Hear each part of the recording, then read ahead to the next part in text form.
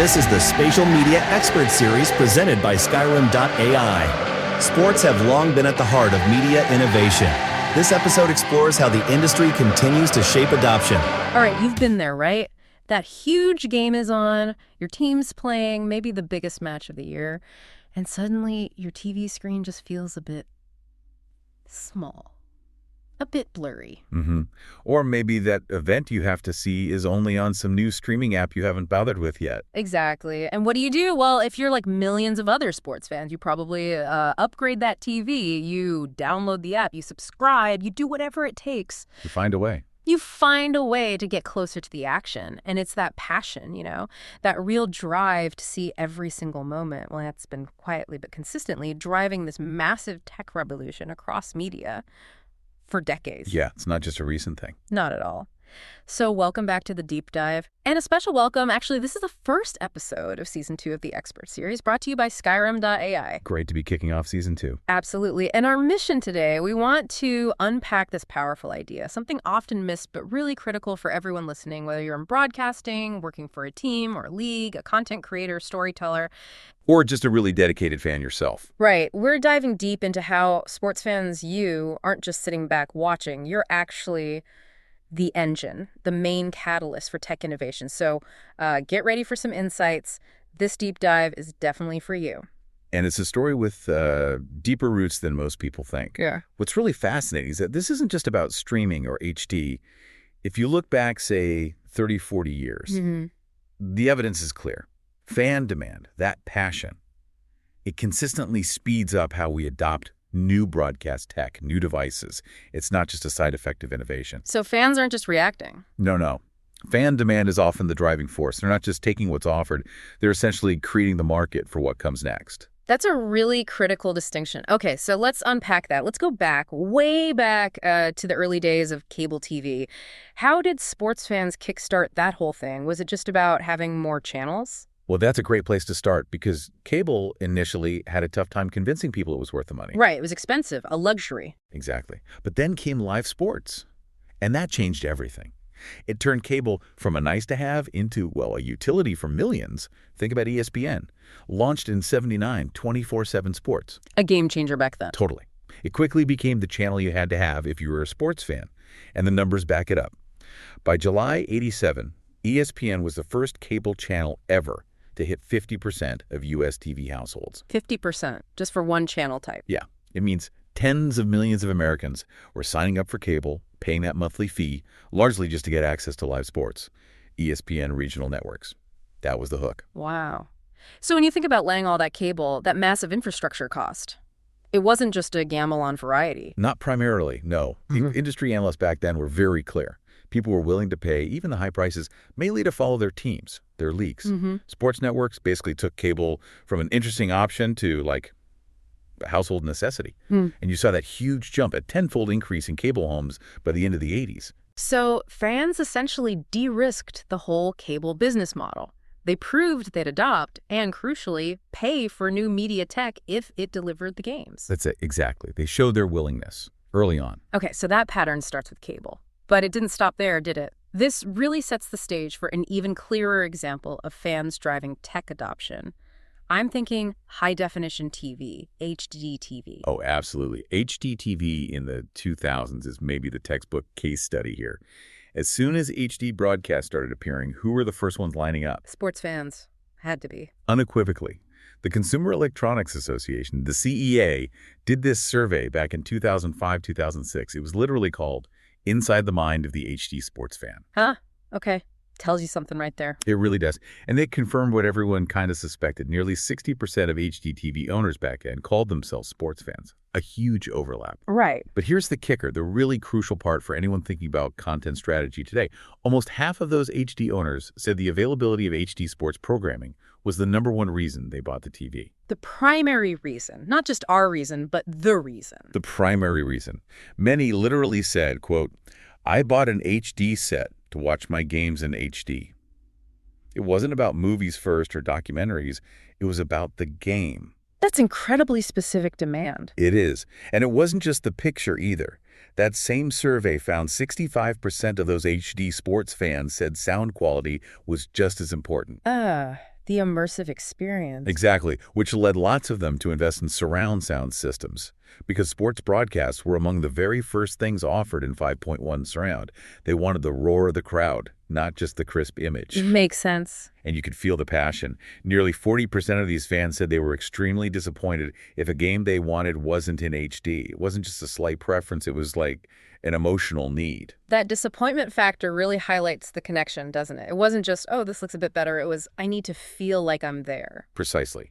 It was a qualitative leap they demanded. So basically, sports fans just bankrolled the whole HDTV revolution. They rushed out, bought the expensive new sets as soon as football, basketball, baseball started going HD. In essence, yes. Sports absolutely became the killer app for HDTV. That was the content that made the average person say, okay, now I need this technology. And thinking about it from the industry side, broadcasters, manufacturers, that's huge, right? Massive. Knowing that millions of fans were desperate for that crystal clear view, that instant replay perfection, it justified spending billions on HD cameras, new production trucks, all that back-end stuff. Absolutely. Without that guaranteed market, that fan demand, HDTV might have been a much slower burn, or maybe even stalled.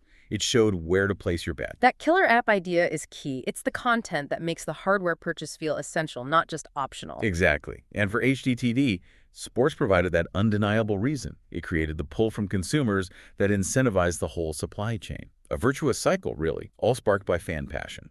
And it's not just about buying the first HD set, is it? Fans keep pushing the envelope, driving upgrade cycles, especially for hardware. Oh, definitely. That's the cyclical part.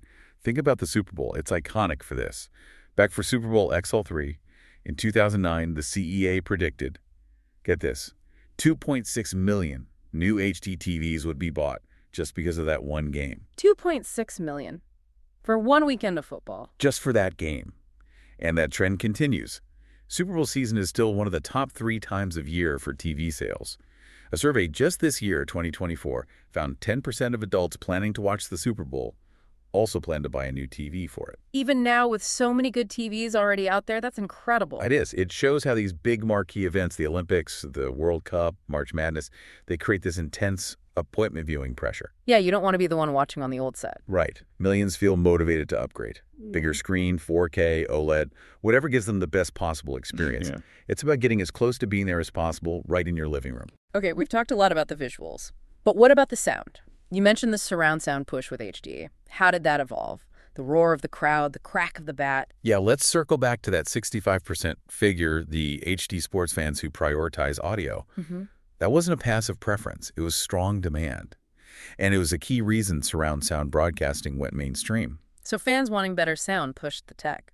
Definitely. Yeah. It drove sales of home audio systems, AV receivers, speaker packages, later soundbars. What's really interesting is how that desire for immersive sports sound pushed tech adoption in a whole other sector beyond just TVs. Right, the audio manufacturers responded. They did. Broadcasters started investing in really sophisticated, almost cinematic sound design for sports, capturing the specific thud of a kick, the swish of the net, the crowd's reaction. And manufacturers knew fans would pay for gear that brought that stadium feeling home. So they developed and marketed systems specifically playing up that immersive sports audio experience.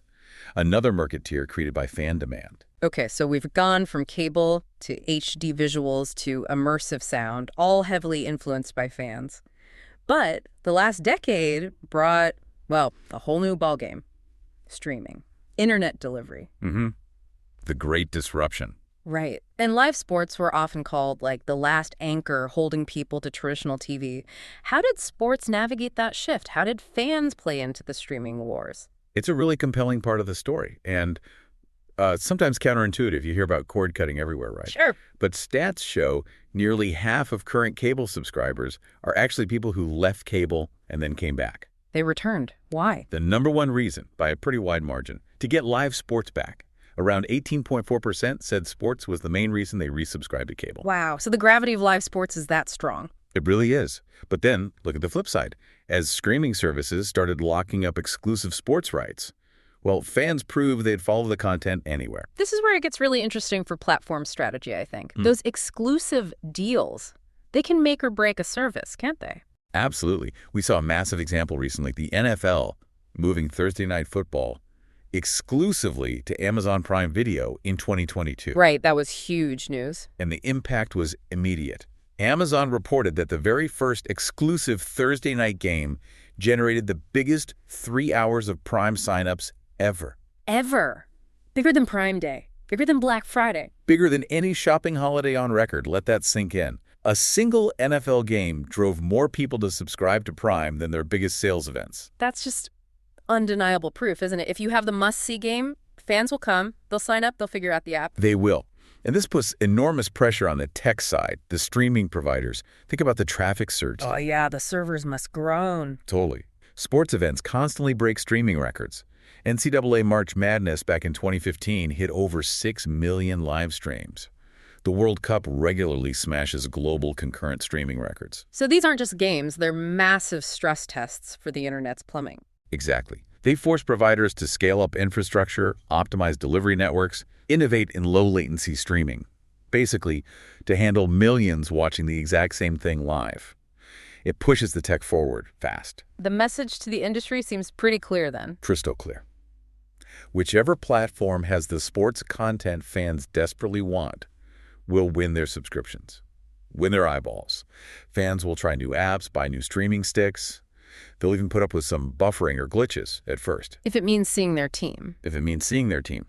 And conversely, if a platform loses key sports rights, watch out. Subscribers can vanish. One study showed a big chunk of new streaming subs canceling right after the NFL season ended. So usage is directly tied to the sports calendar for many. Strongly tied. Which really makes you ask, who's actually steering these streaming wars? Is it the tech giants setting the agenda?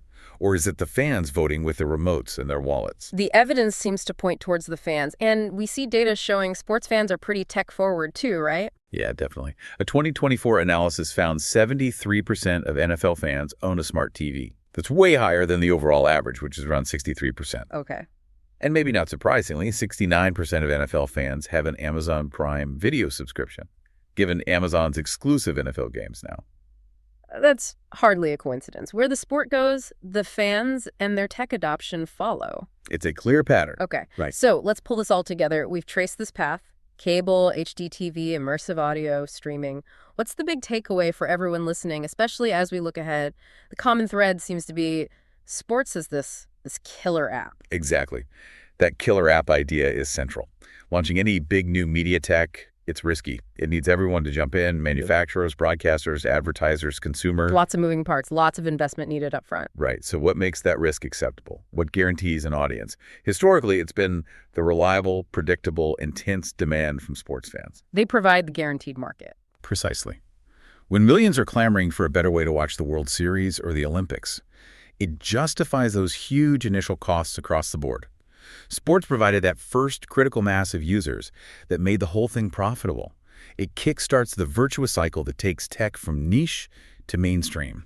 So knowing that history, understanding that fan power, here's where it gets really exciting for the future. We're looking at the next big leap, something that could change everything again. Spatial media. And this is right in the wheelhouse of Skyrim.ai, who are bringing us this series. Absolutely. Spatial media is the next frontier. We're talking about capturing games not just flat, but in 3 dimensions, delivering interactive, truly immersive experiences. So going beyond just watching a screen. Way beyond. Think volumetric video. That means recording the action in 3D space so you, the fan, can view it from literally any angle, pause it, replay it, walk around it almost. Like being inside the game.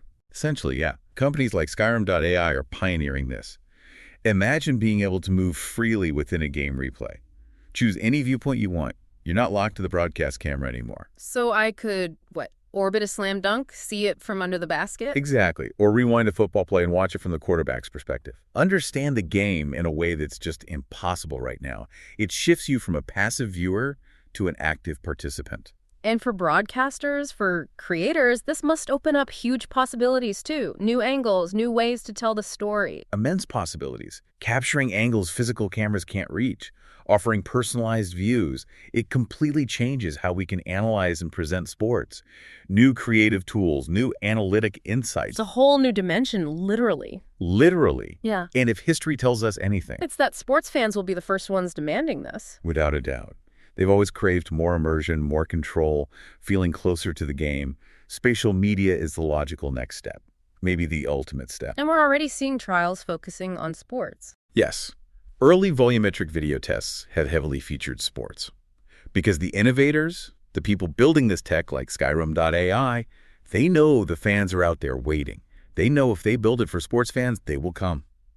And they'll bring the rest of the market with them eventually. It always comes back to the fan. So the key takeaway, the really crucial message for everyone in our audience, broadcasters, teams, leagues, creators, is that every single major leap we've seen in sports media tech, from the first satellite feeds for ESPN to HD trucks, 4K, streaming apps, it all traces back to what fans want, to their excitement. Understanding that fans drive adoption isn't just looking backward, it's fundamental strategy for the future. That's the core message. So wrapping up this deep dive, for decades, it's been sports fans pushing the boundaries, fueling tech adoption in media, and they're poised to do it again. Cable, HDTV, streaming. Next up, spatial 3D media. And what's so powerful here is realizing this isn't just, an interesting historical observation. It's a forward-looking strategy. It's a principle. Right. If you give fans a more immersive, more engaging, more controllable way to experience the game they love, they will beat a path to your door. They always have. And they'll bring the mass market along for the ride, building those next-gen experiences that sports fans are dreaming about. That is the path to widespread adoption. It always has been. So maybe a final thought for everyone listening. Think about your own habits, your own quest for that perfect game day setup. How has your desire to feel closer to the action, to see every detail, influenced the tech you've bought over the years? And looking ahead, what's the next technology you're most excited about to get even closer to the game?